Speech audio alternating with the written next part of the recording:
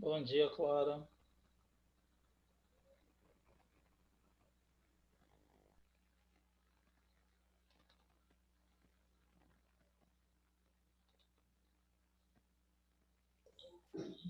Bom dia, professor. Bom dia, Gabriel. Bom dia, Lucas.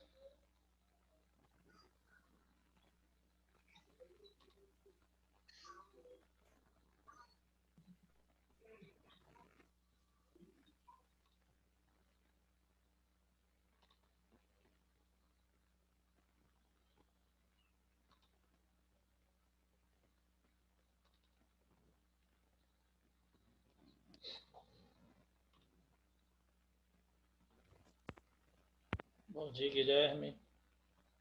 Bom dia, professor. E aí? Beleza? Tudo tranquilo, né?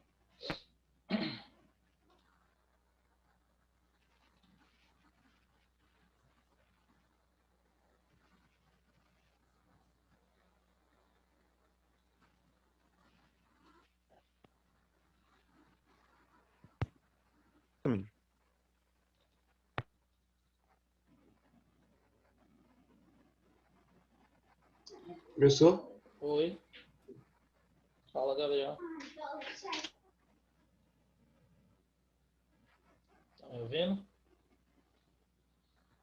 Oi, Gabriel. Pode falar. Não, eu tinha travado um pouco aqui também. Travou. Daqui a pouco eu vou desligar a câmera para melhorar aqui a conexão, viu?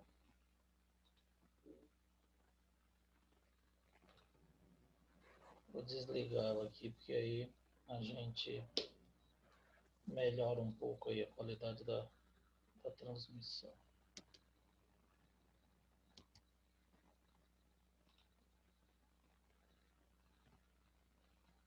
Pronto. Bom, vamos lá. Meus queridos, bom dia a todos. Sexta-feira, eu postei uma atividade avaliativa, vocês têm até sexta-feira dessa semana para me entregar, né? É uma lista de exercícios, como as outras que vocês já fizeram, só que vocês, para essa lista, tem que me entregar os cálculos, que essa lista a gente vai considerar lá acertos e erros para poder fazer uma avaliação de vocês, tá certo? Aí vocês têm até sexta-feira, o prazo que eu dei dessa vez foi maior, para vocês não sobrecarregarem aí até sexta-feira da semana que vem, tá ok? Bom, vamos lá. Na última aula nós estávamos comentando umas questões dessa lista aqui que eu passei para vocês com questões do Enem. Se eu não me engano, a gente parou nessa questão 4, não foi isso? De termodinâmica. Bom, esse daqui está falando de um motor, de um ciclo de um motor. Eu havia corrigido e comentado ela, mas eu vou repetir aqui, porque vai ser o conteúdo que nós vamos começar a revisar hoje, tá? Então, dos assuntos que eu selecionei para a revisão de vocês, eu priorizei os assuntos que mais são cobrados no Enem, como vocês pediram. E termologia, na parte de termodinâmica, é um assunto também que é bastante cobrado. Não é tão cobrado quanto ondas, quanto a parte de mecânica de eletricidade e energia que a gente já revisou, mas também é cobrado. Então você tem geralmente algumas questões que caem relacionadas com termodinâmica. Por isso que a partir de agora, como a gente já revisou ondas, já revisou a parte de energia elétrica e a parte de dinâmica, de mecânica, a gente vai revisar a partir de hoje a parte de termodinâmica, a parte da termologia que mais é cobrada no Enem, tá? Então essa questão é de 2016, já falei, já havia dito para vocês, ele fala de um motor a combustão, tá? Esse motor a combustão ele tem 4 etapas: admissão, compressão, explosão, expansão e escape. Por que explosão e expansão tá junto? Porque elas ocorrem simultaneamente. quando o combustível explode, né, ocorre a expansão do gás também, tá? E logo depois o escape. Então, essas etapas, elas estão representadas no diagrama. Se você não lembrar das transformações, só analisando o enunciado você consegue chegar na resposta, tá? Então, nos motores a gasolina, a mistura de ar e combustível entra em explosão por uma centelha elétrica que a vela joga dentro do bloco do motor. Para o motor descrito, em qual ponto do ciclo é produzida a centelha. Então, ele quer saber quando que a centelha vai ser jogada dentro do bloco do motor. Ora, a centelha serve para quê? A faísca serve para gerar a explosão do combustível. Então, ela vai entrar em combustão quando a centelha for ativada. Em qual dessas etapas você tem a explosão, a combustão do combustível? Exatamente na explosão. Então, admissão, compressão, explosão, expansão e escape. Aí, como é que eu vou ver isso no gráfico, professor? Então, vamos lá. Na primeira parte, você tem uma transformação isobárica, tá? Então, você tem aqui o gás, ele está expandindo, aumentando de volume, certo? Com uma mesma pressão. Só que isso daí está relacionado com o quê? Com a admissão. É a hora que está sendo jogado dentro do bloco do motor a mistura de ar com o combustível, certo? Depois que ocorre a admissão, o motor ele vai comprimir essa mistura. Então, ele comprime através do bloco do motor, tem um eixo onde as bielas do motor comprimem dentro do bloco do motor essa mistura de ar com combustível. E logo depois da compressão, tem a explosão, a expansão e o escape. Então, mesmo que você não saiba como está ocorrendo a transformação aqui, você analisando o gráfico, você já consegue identificar as 5 etapas aqui, ou 4 etapas no caso, porque essas duas ocorrem conjuntamente, no gráfico. Então, admissão, compressão, explosão, expansão e escape, tá? Na termodinâmica, nós temos uma transformação isobárica, seguida de uma isotérmica, isovolumétrica, isotérmica e novamente isovolumétrica. Fechando. Bom, mas o que interessa para a gente é o seguinte: aonde vai ocorrer a combustão no momento que ele explode? Onde é que tem a explosão? Admissão, compressão, explosão. Então, a explosão é de C para D. Se eu quero gerar uma explosão, isso daqui precisa de uma centelha onde? No início do processo, para começar a explosão. Então, você vai colocar a centelha exatamente no ponto C. Então, a resposta correta, como eu havia passado para vocês, a centelha vai atuar aí no gráfico no ponto C, que é onde inicia a explosão do combustível. Beleza? Todo mundo entendeu aí? Alguma dúvida? Ô, professor, eu não compreendi. Você podia explicar novamente, por favor? Posso. Veja bem, o gás, a mistura de combustível com ar, ela tem que explodir, certo? Para explodir, ela precisa de uma faísca. A faísca é produzida pela centelha elétrica, tá? Da vela. E essa vela, ela tem que jogar a centelha no momento que ele precisa explodir. Então, você tem que identificar no gráfico quando tem explosão. Aqui é a admissão, aqui vai ser a compressão, que o volume está diminuindo, ó, de B para C está comprimindo o gás, o volume está comprimindo. E de C para D ocorre a explosão, aqui está na sequência, ó, admissão, compressão, explosão, expansão e escape.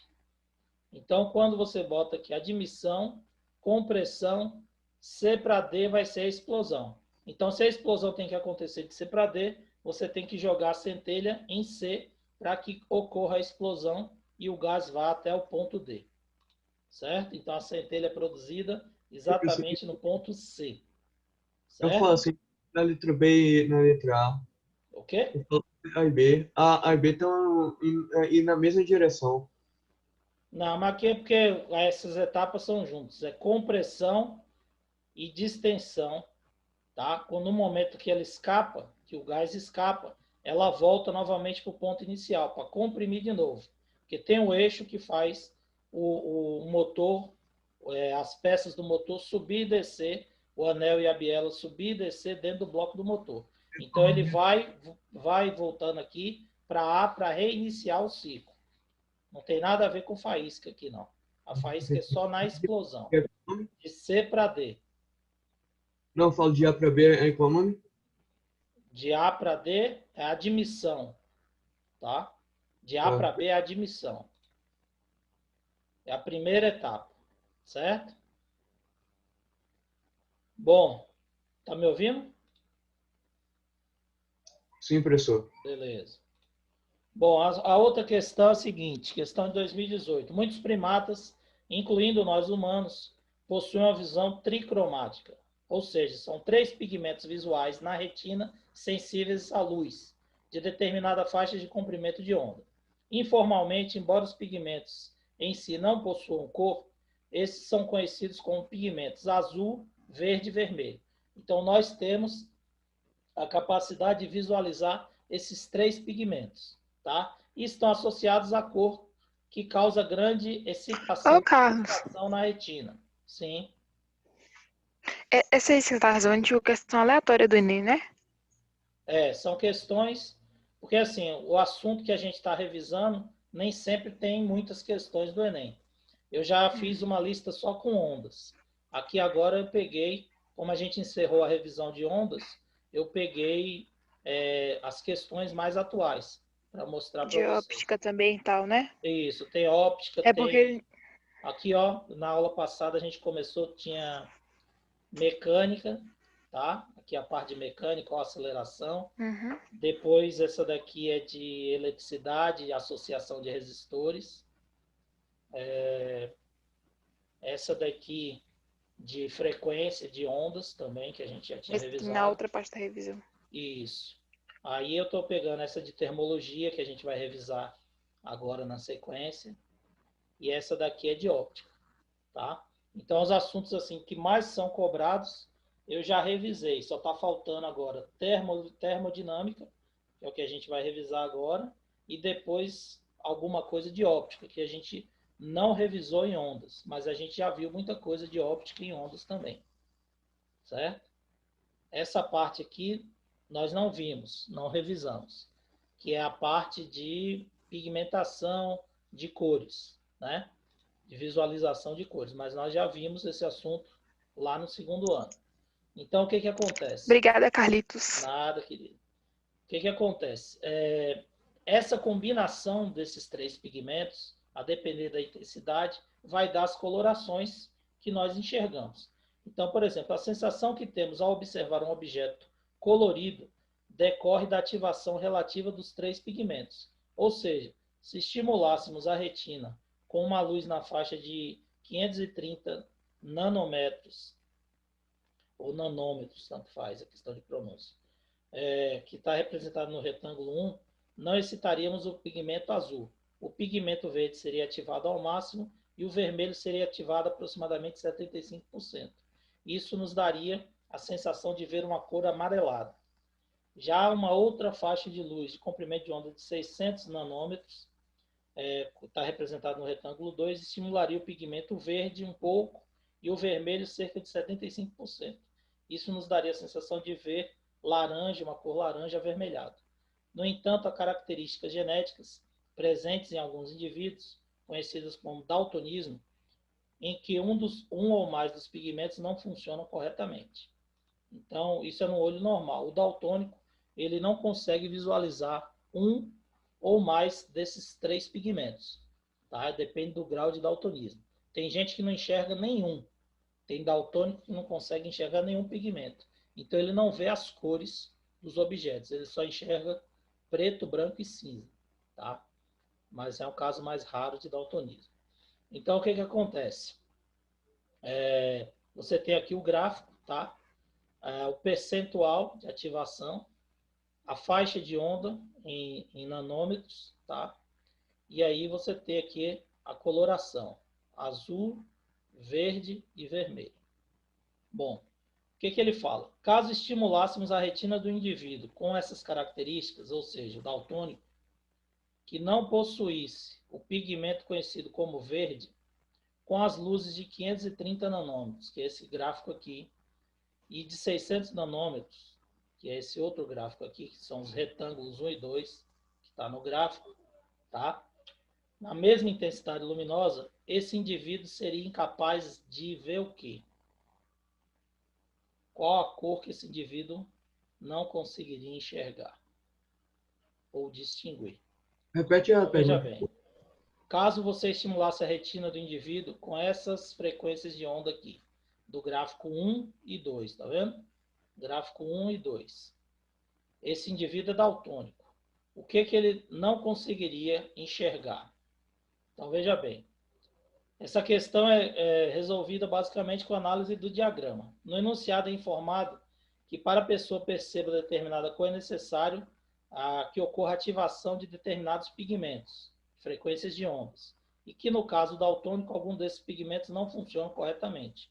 Portanto, pessoas com daltonismo não conseguem distinguir determinadas cores.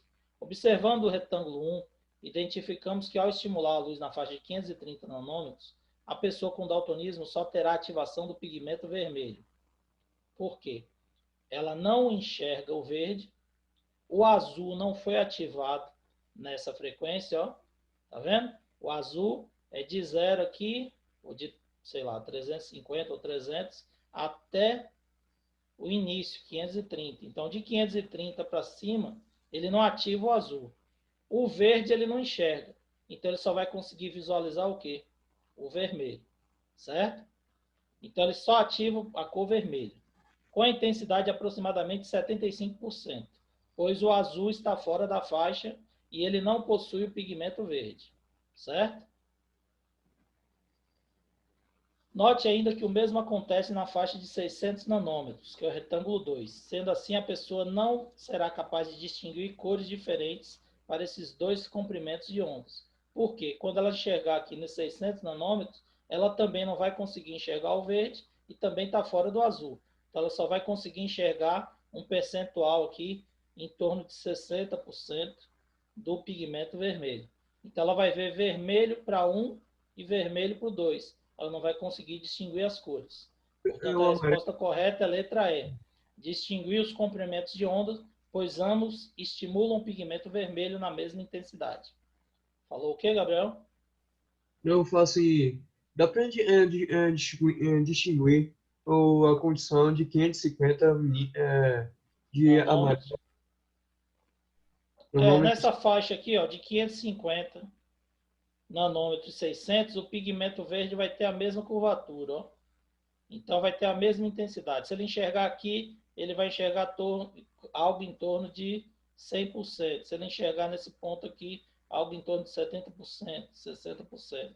Então, para os dois, ele vai estar sempre enxergando a mesma intensidade do vermelho. E aí, como ele não vê o verde e está fora do azul, ele vai enxergar as duas frequências de onda vermelho. Ele não vai conseguir distinguir uma cor da outra. Portanto, a resposta correta, letra E, distinguir os dois comprimentos de ondas, pois ambos estimulam o pigmento vermelho na mesma intensidade. Beleza? Sexta dessa lista. A Agência Espacial NASA norte-americana informou que o asteroide Y155 cruzou o espaço entre a Terra e a Lua no mês de novembro de 2011. A ilustração a seguir sugere que o asteroide percorreu sua trajetória no mesmo plano, que contém a órbita descrita pela Lua em torno da Terra. Na figura está indicada a proximidade do asteroide em relação à Terra, ou seja, a menor distância que ele passou da superfície terrestre. Então, você tem aqui a figura, o asteroide, e aqui ele pegou a órbita da Lua, só que ele pegou essa parte aqui e passou cruzando a órbita da Lua em relação à Terra. Tá? E tem os dados da passagem. Com base nessas informações, a menor distância que o asteroide Y155 passou da superfície da Terra é igual a... Qual foi a menor distância? Aqui ele está no raio da Lua, quase no raio da Lua. Aqui ele está exatamente no raio da órbita da Lua, em relação à Terra. A distância mais próxima é essa daqui, que já está sinalizada na figura. Então, o ponto mais próximo foi de 325 mil quilômetros. 325 mil quilômetros é 325 vezes 10 a 5 quilômetros, uma questão de potência de 10. Resposta correta, letra D, 3,25 vezes 10 a 5 quilômetros é a resposta correta. Moleza, né? Depois vocês falam que não tem questão Colocou uma fácil, dessa na neném. prova, cara. Depois vocês falam que não tem questão fácil, neném, tá vendo? Aqui tem outra, ó. Outra também de potência de 10, 2015. Não é uma questão tão antiga assim, certo? As explorações de soja no Brasil totalizaram 4,129 milhões de toneladas no mês de julho de 2012 e registraram um aumento em relação ao mês de julho de 2011. Embora tenha havido uma baixa em relação ao mês de maio de 2012, a quantidade em quilogramas de soja exportada pelo Brasil no mês de julho de 2012 foi. Então, ele quer a quantidade em quilogramas. É só você transformar de toneladas para quilogramas. 4,129 milhões de toneladas, cada tonelada são 1.000 quilos, dá 4,129 bilhões de quilos, não é isso? Bilhões é 10 a 9. Então, 4,129 vezes 10 a 9 bilhões de quilos de soja. Resposta correta, letra C. Moleza também. Porém, na hora que você está fazendo a prova, na pressa, tem neguinho que vai transformar de tonelada para quilo, ao invés de multiplicar por 1.000, multiplica por 100, e aí erra a vírgula, então faz a multiplicação correta. Na hora de botar na potência de 10, aproxima e coloca a vírgula no lugar errado e erra a potência. Então é fácil, mas tem gente que erra. E se você errar uma questão dessa, você já fica para trás de outros candidatos, de outros colegas. Por isso que é importante ler com atenção. Certo? E a última dessa lista que eu separei para vocês, acho que a última é essa mesmo, isso. Eu vou enviar para vocês hoje essa lista com os comentários, tá bom? Igual eu faço com as outras. Aí o que acontece? Essa daqui ela diz o seguinte: um petroleiro possui reservatório em formato de paralelepípedo retangular, com as dimensões dadas por 60 por 10 de base por 10 de altura. Com o objetivo de minimizar o impacto ambiental de um eventual vazamento, esse reservatório é subdividido em 3 compartimentos, A, B e C, de mesmo volume, por 2 placas de aços retangulares com dimensões de 7 metros de altura, 10 metros de base, de modo que os compartimentos são interligados, conforme a figura. Assim, caso haja um rompimento no casco do reservatório, apenas uma parte de sua carga vai esvaziar, certo? Então, esse mecanismo é feito para proteger e evitar que parte da carga se derrame no mar, causando um impacto ambiental. Suponha que ocorra um desastre quando o petroleiro se encontra com sua carga máxima. Ele sofre um acidente que ocasiona um furo no fundo do compartimento C. Tá? Para fins de cálculos, considere desprezível a espessura das placas, das divisórias. Após o fim do vazamento, qual o volume de petróleo derramado? Então vamos lá, eu quero que vocês calculem aí. Isso daqui é uma questão simples, né? Tá dentro de física, mas é uma questão que poderia também estar em matemática. É só de cálculo de volume, né? Que vocês sabem fazer.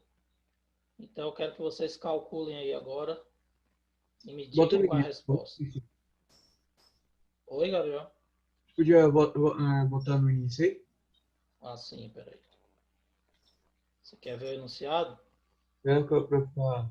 Para Obrigado. poder calcular aí, ó. O enunciado é esse aqui, tá? Você tem esse compartimento, só vai vazar aqui, ó, no C. Houve um furo no C. Então, vai vazar aqui a quantidade de petróleo por C. A e B vai ficar protegido. Aqui tem todos os dados. Ele quer que você calcule quanto de petróleo vai derramar. se houver um furo em C.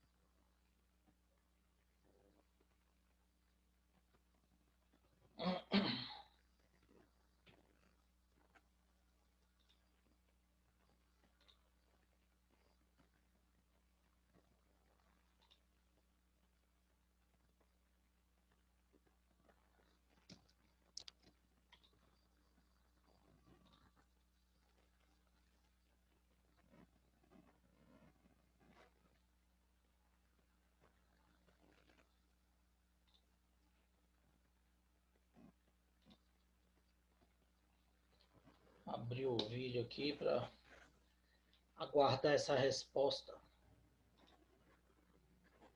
Estão fazendo, né? Não estão dormindo, não. Ninguém abre a Eu câmera. tô fazendo aqui, professor. Beleza, galera. Ninguém abre a câmera mais para eu ver o rosto de vocês, nada. Você não pede, Eu Carlos. tenho a sensação que eu estou dando aula para as paredes. Abre a câmera aí para ver vocês, matar a saudade. Ô, Carlos, eu fiz aqui e deu letra D. Letra D. Vamos ver aqui. Isso. Isso aí, beleza. Parabéns, Guilherme. Exatamente. Letra D. Tá? O que acontece? Vocês vão calcular o vazamento, tá, que ocorreu na C. Só que as placas ela tem 7 metros de altura e o recipiente tem 10. Então, todo esse volume acima das placas também vai vazar. Ela só vai conter o que está abaixo dos 7 metros entre A e B. Então, esse volume total aqui em cima, ele também vai vazar, tá? Além do volume do compartimento C, tá? Porque eles estão interligados. Então, o vazamento ocorrerá em toda a parte de cima das 3 divisórias, que estão acima dos 7 metros das placas, e um compartimento inteiro. Portanto, a gente deve calcular o volume da parte superior e o volume total de um dos compartimentos, e depois somá-los. O volume da parte superior vai ser, você tem aqui, ó, 3 metros, que é a diferença de 7 para 10, vezes 60 metros de comprimento, vezes 10 metros de largura.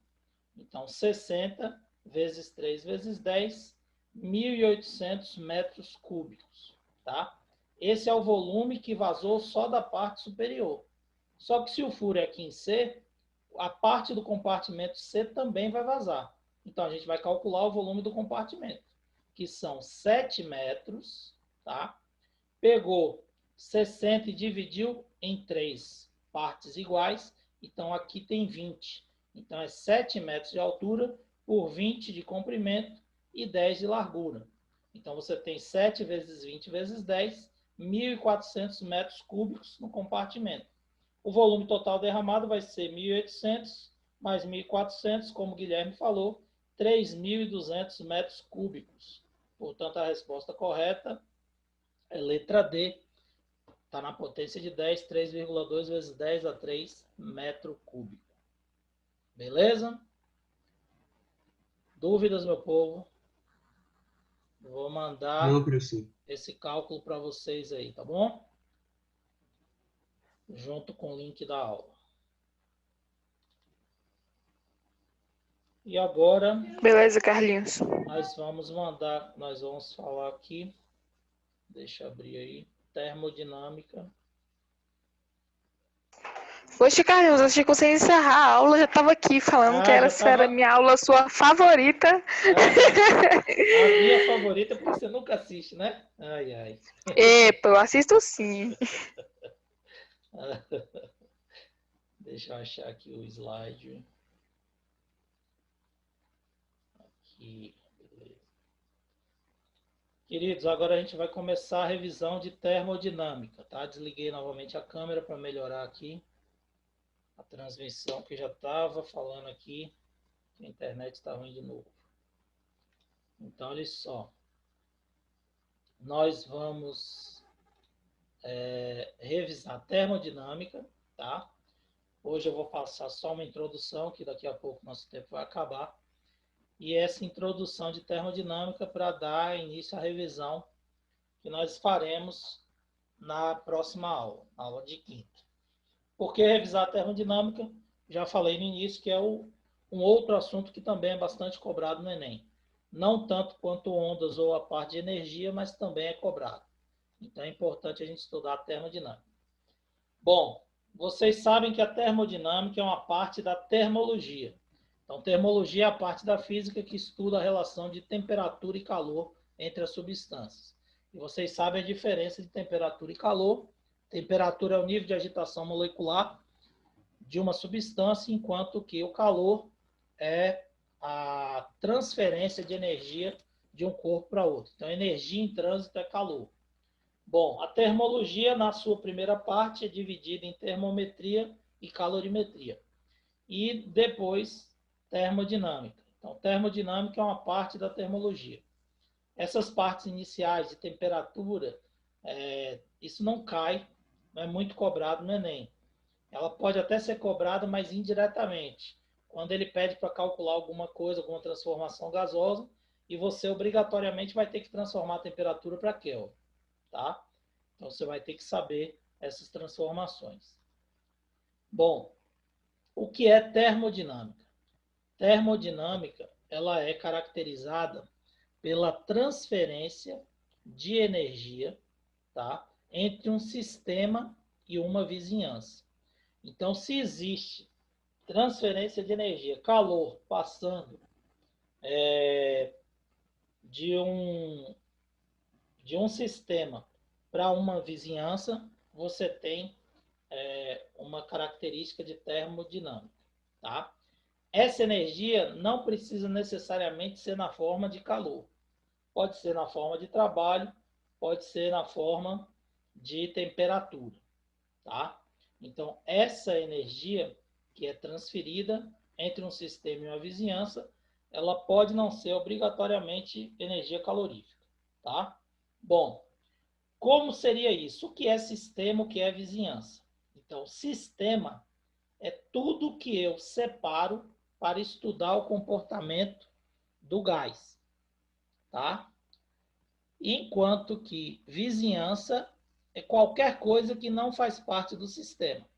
Então, tudo que eu escolho para analisar o estudo, para realizar o estudo, analisar o gás, é considerado sistema. O que não faz parte do sistema é considerado vizinhança. Então, imagine aqui que eu tenho um recipiente com um determinado gás e o êmbolo, um peso em cima do êmbolo. Eu determino que o meu sistema é o recipiente com o gás e os pesos em cima dele. Então, tudo isso aqui faz parte do meu sistema, tá? O que eu não escolhi como sistema é vizinhança. Então, a partir do momento que eu acendo a chama aqui do fogão no fundo do recipiente, o gás ele vai aquecer e vai expandir, empurrando o êmbolo para cima. Isso é um processo termodinâmico? Sim. Por que é um processo termodinâmico?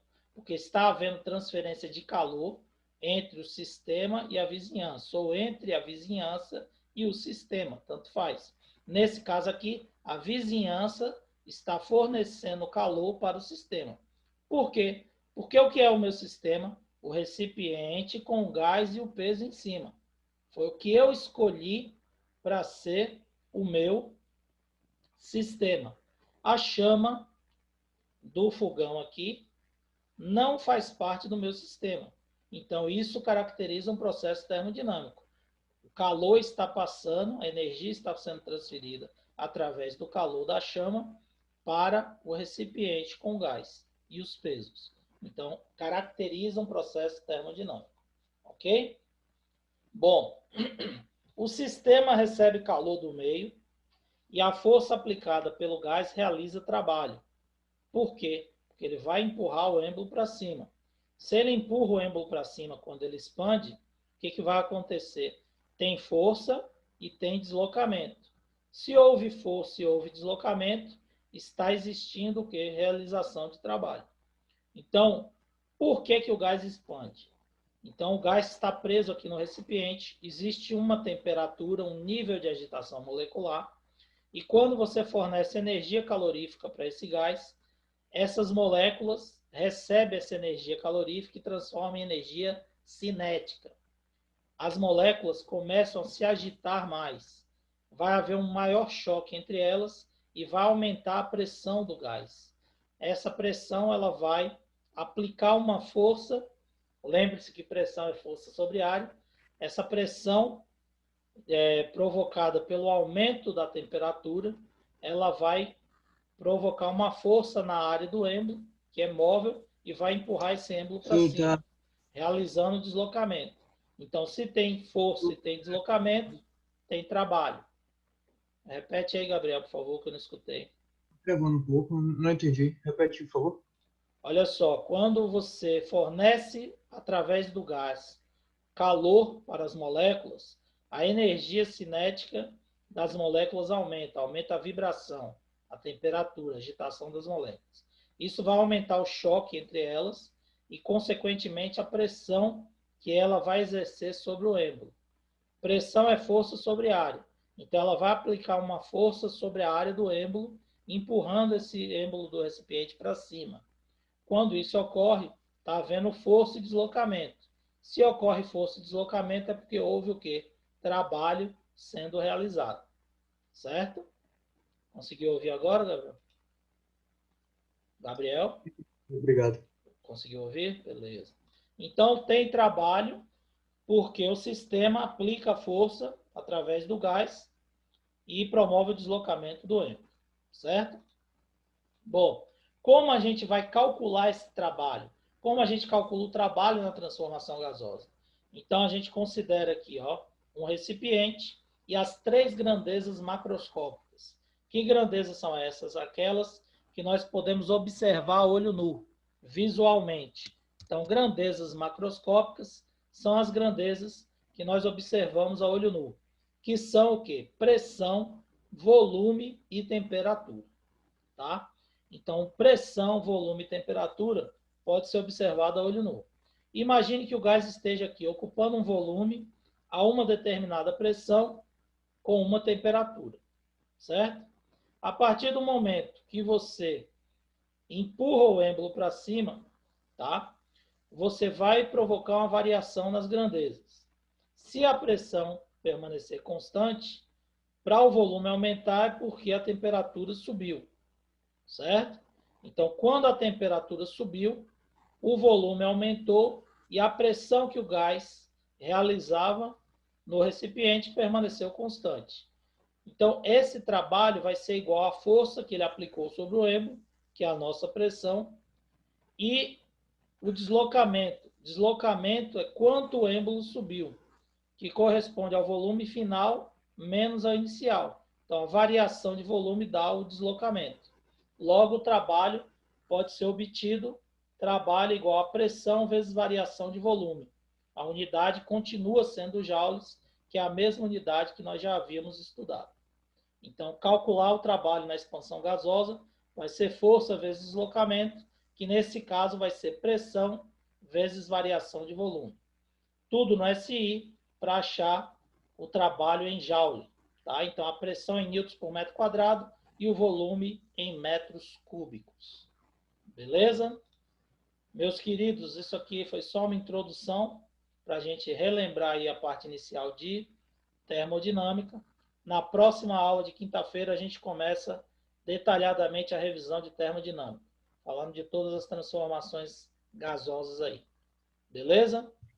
Primeira e segunda lei da termodinâmica. Bom dia, obrigado pela participação de vocês. Até a próxima aula. Um beijo a todos. Tchau, tchau. Valeu, professor. Valeu, galera. Um abraço. Tchau, tchau.